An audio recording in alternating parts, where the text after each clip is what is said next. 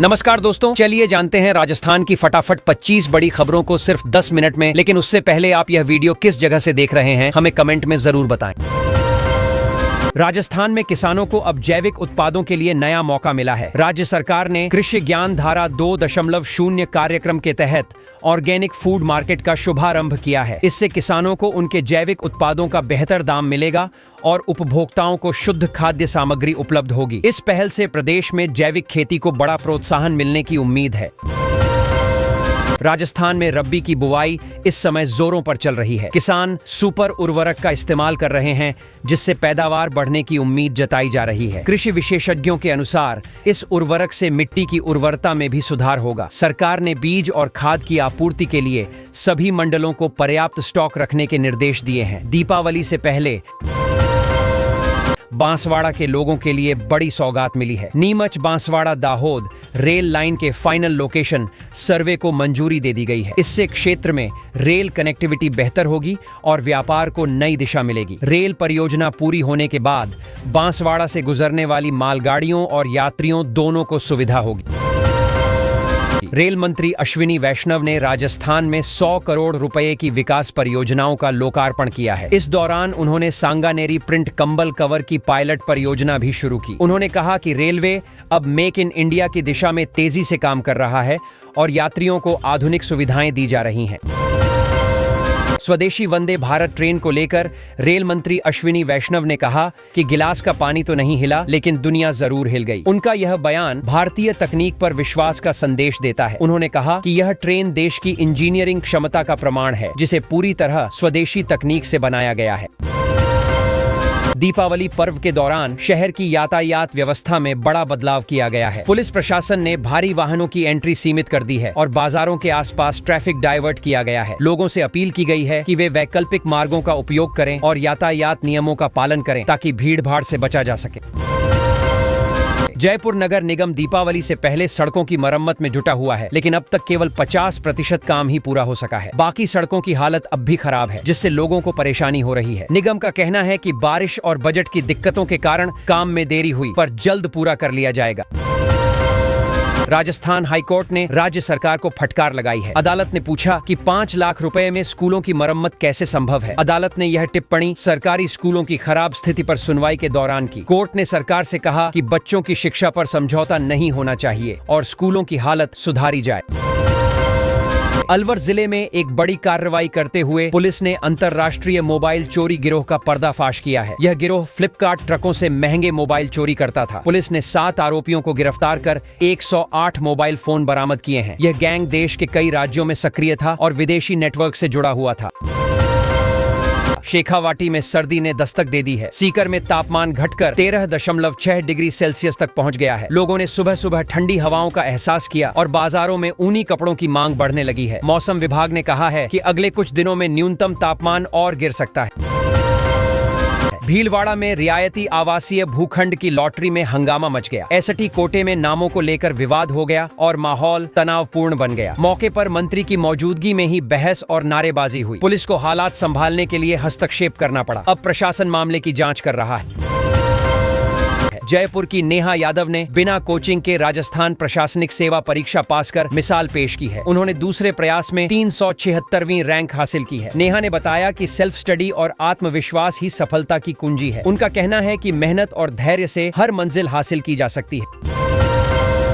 Security guard की बेटी प्रीति यादव ने RIS परीक्षा में 218वीं रैंक हासिल कर इतिहास रच दिया है। वह अलवर के बहरोड की रहने वाली है। उनकी इस उपलब्धि से पूरे इलाके में खुशी का माहौल है। प्रीति का कहना है कि पिता की मेहनत और परिवार का समर्थन ही उनकी असली ताकत रहा।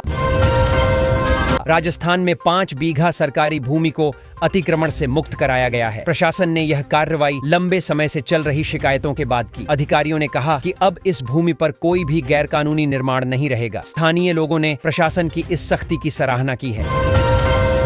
जैसलमेर में हुए बस हादसे में बड़ा मोड़ आया है। पुलिस ने बस मालिक तुराब अली और ड्राइवर शौकत को गिरफ्तार किया है। हादसे की जांच के लिए कई कमेटियां गठित की गई हैं। प्रशासन ने कहा है कि दोषियों पर सख्त कार्रवाई की जाएगी और पीड़ित परिवारों को सहायता दी जाएगी। मिलेगी। राजस्थान में स्वच्छता, गौ संरक्षण और स्वदेशी भावना को जोड़ते हुए एक अनूठा अभियान चलाया जा रहा है। इस अभियान के तहत लोगों को स्थानीय से वैश्विक सोच अपनाने का संदेश दिया जा रहा है। आयोजकों ने बताया कि इसका उद्देश्य ग्रामीण अर्थव्यवस्था को मजबूत बनाना और पर्यावरण संरक्षण को बढ़ावा देना है।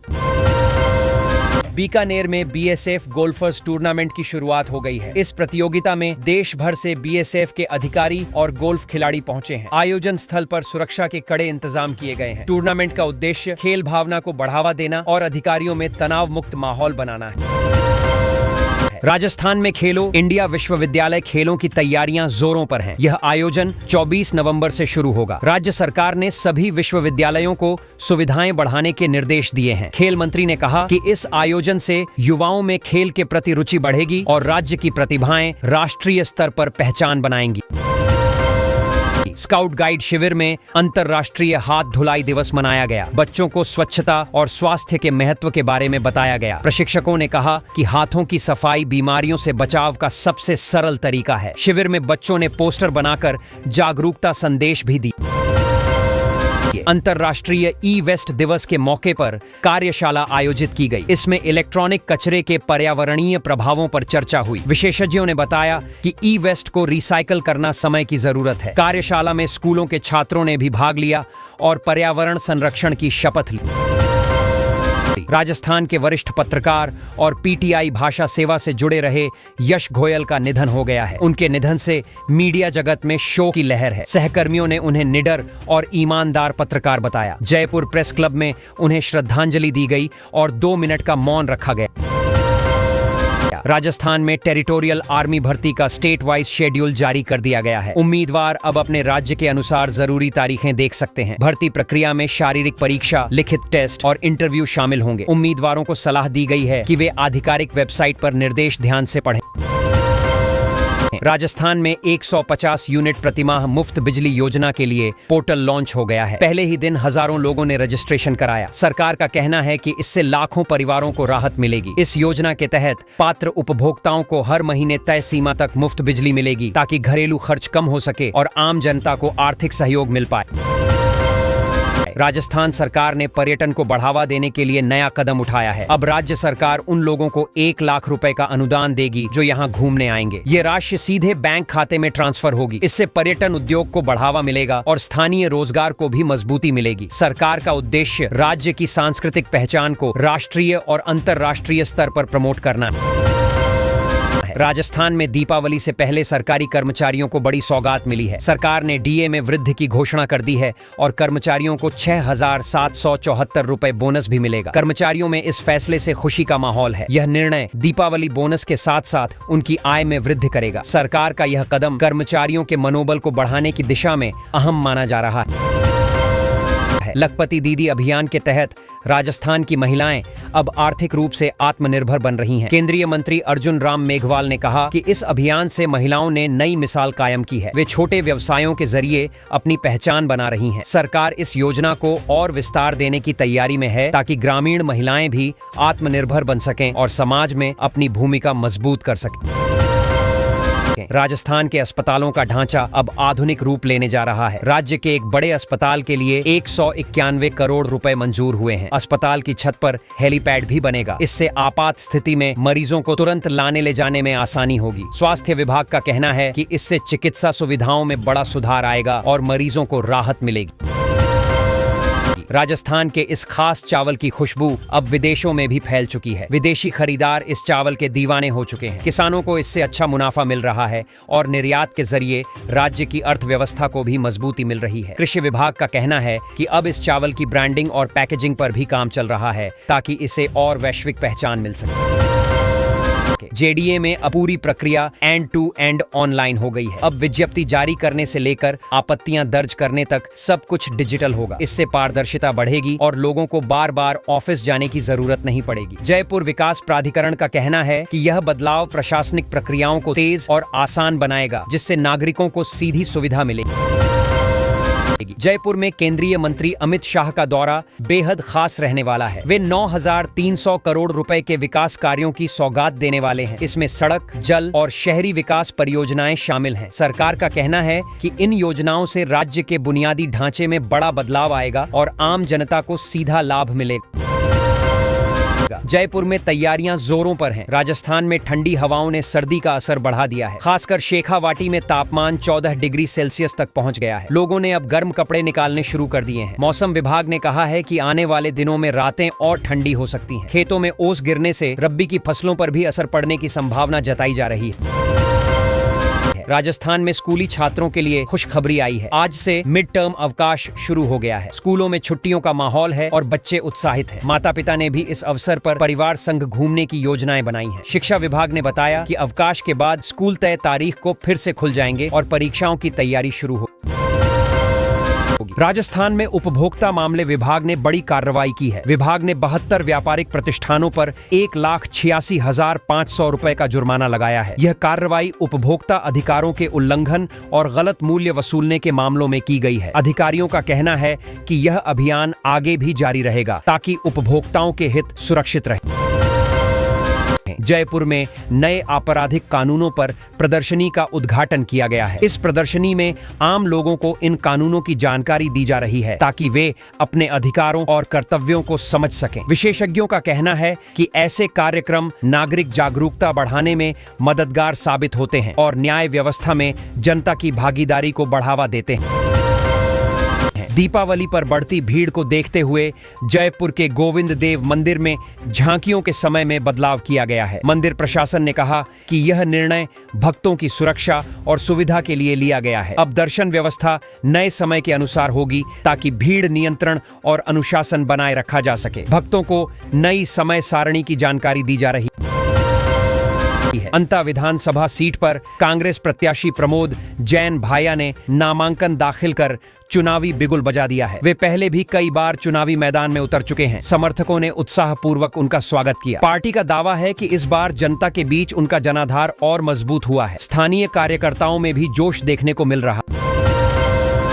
राजस्थान में पौधशाला योजना को लेकर फिर से विवाद खड़ा हो गया है। सरकार ने इस पर 31 करोड़ रुपए खर्च किए, लेकिन 261 ग्राम पंचायतों में अभी तक काम अधर में लटका है। लोग कह रहे हैं कि या तो सिस्टम में बड़ी गड़बड़ी है या फिर सरकारी पैसों की सीधी बर्बादी हो रही है। गांवों में पौधशालाएं अधूरी पड़ी हैं और अधिकारी एक दूसरे पर दोष डाल रहे हैं। राजस्थान में बुजुर्गों की पेंशन को लेकर चिंता बढ़ गई है। सरकार के नए फैसले के बाद हजारों लाभार्थियों की पेंशन अटक गई है। कई बुजुर्ग अब बैंक और तहसील के चक्कर काट रहे हैं, लेकिन किसी को जवाब नहीं मिल रहा। सरकार कह रही है कि सिस्टम अपडेट हो रहा है, मगर लोगों को डर है कि कहीं उनकी पेंशन बंद न कर दी जाए। राजस्थान में दलहन और तिलहन की खरीद इस बार समर्थन मूल्य पर की जाएगी। सरकार ने घोषणा की है कि किसानों का पंजीयन 18 अक्टूबर से शुरू होगा। किसान मंडी में जाकर या ऑनलाइन आवेदन कर सकते हैं। इससे किसानों को बाजार की अनिश्चितता से राहत मिलेगी और उन्हें फसल का उचित दाम मिल सकेगा।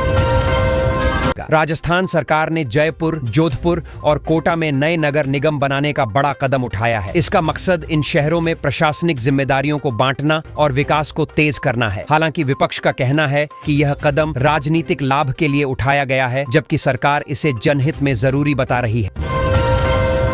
राजस्थान में दिवाली की छुट्टियों में स्कूल खोलने को लेकर बड़ा विवाद हुआ। शिक्षा विभाग ने पहले तो स्कूलों को ऐसा न करने की चेतावनी दी थी, लेकिन बाद में अपने ही आदेश से पीछे हट गया। अब शिक्षकों और अभिभावकों में भ्रम की स्थिति है कि आखिर छुट्टियों में स्कूल चलेंगे या नहीं।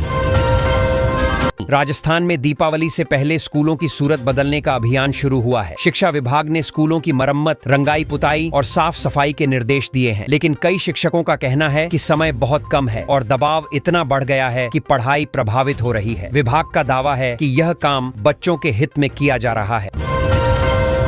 विद्यार्थियों ने जयपुर में नई न्याय व्यवस्था पर आधारित एक अनोखी प्रदर्शनी देखी। इसमें डिजिटल कोर्ट सिस्टम, AI आधारित सुनवाई और भविष्य की कानूनी प्रक्रिया को दिखाया गया। छात्रों को बताया गया कि कैसे तकनीक न्याय प्रणाली को तेज और पारदर्शी बना रही है। बच्चों ने इस अनुभव को बहुत रोचक बताया। राजस्थान में किसानों को अब जैविक उत्पादों के लिए नया मौका मिला है। राज्य सरकार ने कृषि ज्ञान धारा 2.0 कार्यक्रम के तहत ऑर्गेनिक फूड मार्केट का शुभारंभ किया है। इससे किसानों को उनके जैविक उत्पादों का बेहतर दाम मिलेगा और उपभोक्ताओं को शुद्ध खाद्य सामग्री उपलब्ध होगी। इस पहल से प्रदेश में जैविक खेती को बड़ा प्रोत्साहन मिलने की उम्मीद है। राजस्थान में रब्बी की बुवाई इस समय जोरों पर चल रही है। किसान सुपर उर्वरक का इस्तेमाल कर रहे हैं, जिससे पैदावार बढ़ने की उम्मीद जताई जा रही है। कृषि विशेषज्ञों के अनुसार इस उर्वरक से मिट्टी की उर्वरता में भी सुधार होगा। सरकार ने बीज और खाद की आपूर्ति के लिए सभी मंडलों को पर्याप्त स्टॉक रखने के निर्देश दिए हैं। दीपावली से पहले बांसवाड़ा के लोगों के लिए बड़ी सौगात मिली है। नीमच बांसवाड़ा दाहोद रेल लाइन के फाइनल लोकेशन सर्वे को मंजूरी दे दी गई है।